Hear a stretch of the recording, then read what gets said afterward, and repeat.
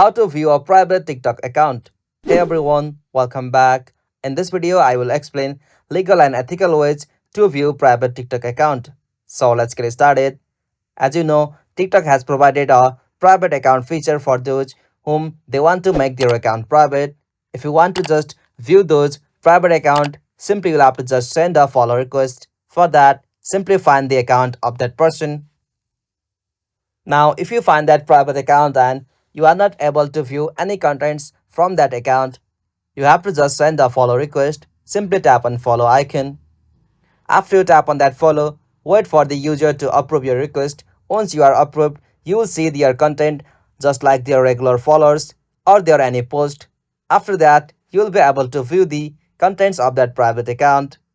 So this is the method. If you found this video helpful, please don't forget to give a like and subscribe for more videos like this. Thanks for watching.